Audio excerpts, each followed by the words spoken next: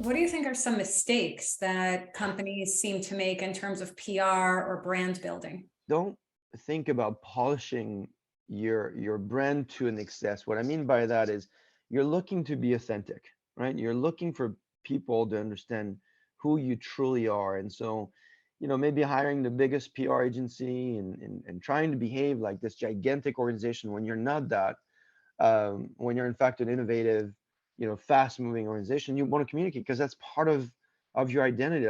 The second thing is hiring a PR agency to expect them to tell you what your strategy is typically not a good idea because you should know what your strategy is and how you want to go to market and so forth. And the PR agency is, part of your team to go out and execute on that. So certainly they can provide ideas and input into your strategy, but putting that on the PR agency, I think is a problem. Expect your PR agency to solve your pipeline problems, probably not a good idea either because that's not their job. They're out there to create a brand, help you tell a story.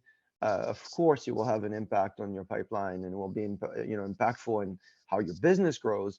But you can't think about it tactically like, I'm going to want to get a deal and I'm just going to announce this product. And because this product PR is happening, or maybe because that's this partner announcement just happened, now all of a sudden I can tell my board that my revenue is going to go through the roof. That's just simply not how it works. Another typical mistake that I've seen is thinking about PR as this strategic, non-strategic asset, right? So think about hiring a PR agency for 6 months to execute on a set of things, kind of stopping using them and then coming back a year later. The whole thing you're trying to do here is build the story around your company. So this is probably a multi-year strategy that you need to have. I know it's hard for startup leaders to think about that, but you really need to think about it this way. You're trying to tell a story consistently as often as you can, and you want the PR agency to be your partner with that. And how about giving the PR agency the time to actually build a brand? Yeah, that's critical, right? And that goes back to this point of not being too tactical with a PR agency.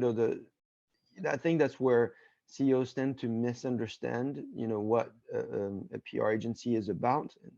And it might be a year, it might be multi-year program that you're laying out. Now, sometimes you can get results very quickly, but I think what's important is what is it that you're trying to do? The PR agency is the vehicle for you to communicate, to simplify and clarify your story to the market, and that's not instantaneous. Typically, technical leaders, you know, are great at explaining everything about the technology, but they're not great at explaining the why. And that's what a PR agency, I think, a good one like yours, tends to do very well.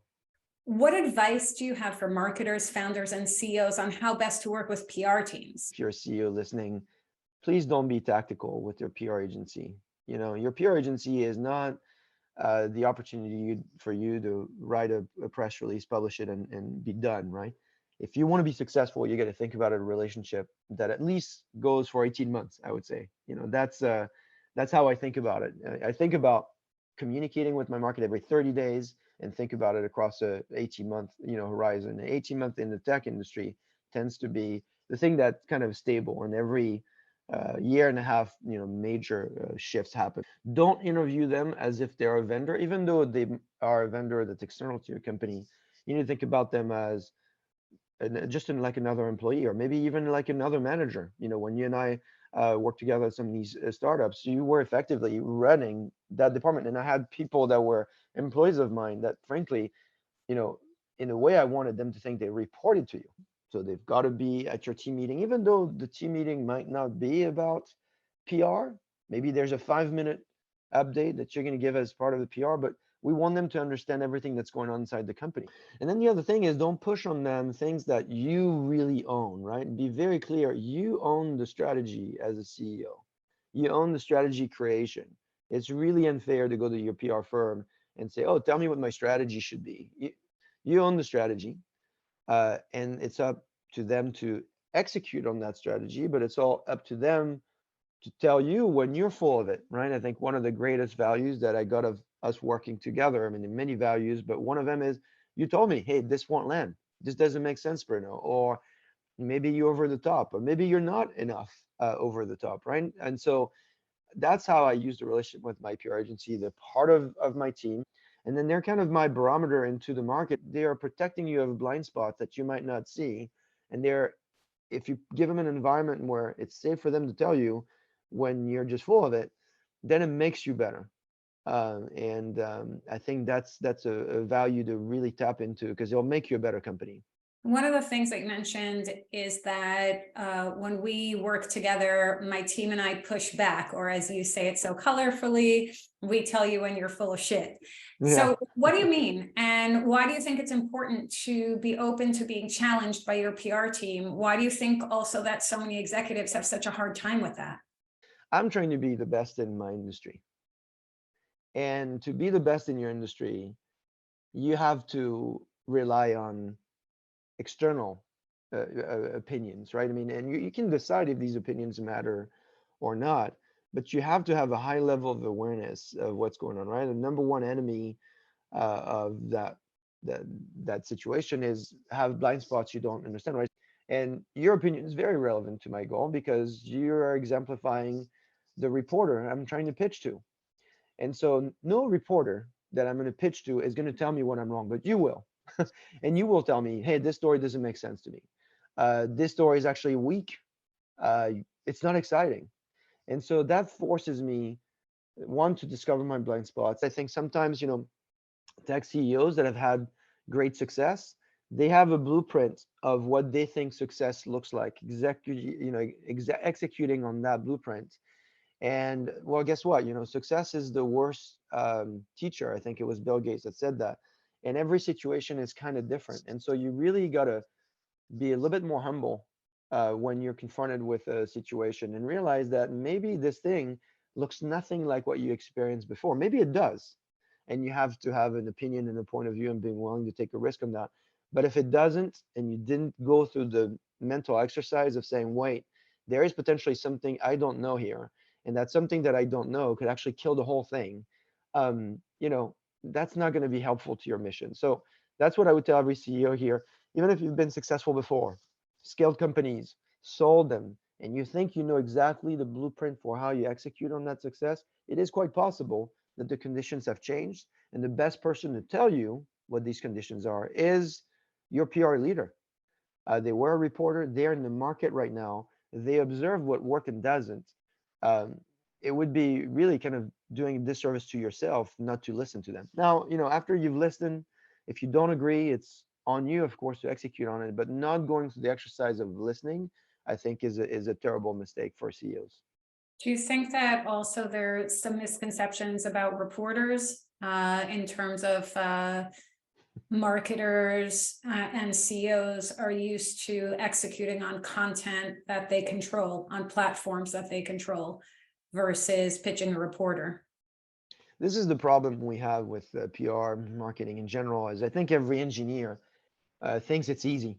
I think the biggest misconception is that you, as a tech leader, if you're an engineer, that you can learn how to be a PR genius and a marketer like tomorrow.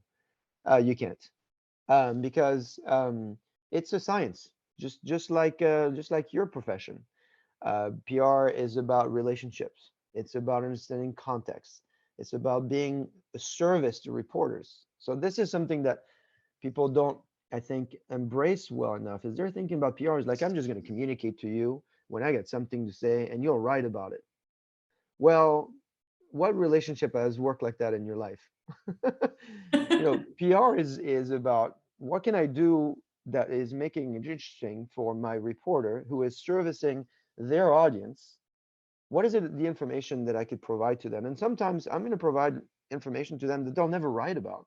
But because I've given them that information, next time I actually have something that I want to announce, they'll actually now listen because I am trusted by them and I'm a source of information. I'm useful to them as they're trying to serve their audience. The same thing happens with analysts, by the way. So many tech leaders just pitch industry analysts constantly when they selfishly have news that they want to see published, but they're not understanding that the analyst is creating a product for an audience. And if you can help the analyst or the reporter better that product, then they'll come back to you, right? I mean, I think the nirvana of a PR relationship is when you're not pitching anymore. when the reporter, and this happened to you and I many times, we get to a stage where the reporter is actually calling us for an opinion on something that happened in the industry, and now they're going to quote us in their article. That's an amazing maturity stage to be at, because now you really truly have a relationship, and now you're in a situation where next time you call that same reporter and you say, you know what, there's a shift in the market here. We're shipping this product to address this need. Now you get the headline that you want. But it doesn't happen by just constantly hammering in a selfish manner, um, the message that you want. It really is about servicing the reporters so we can make a better market together. That's a really hard thing to do, and it's a science. And to all the engineers and tech leaders listening to us, if you think you can do it tomorrow, think again. You can't. That's why you hire people like Leron. Well, this was great. Thanks so much, Bruno. This was awesome.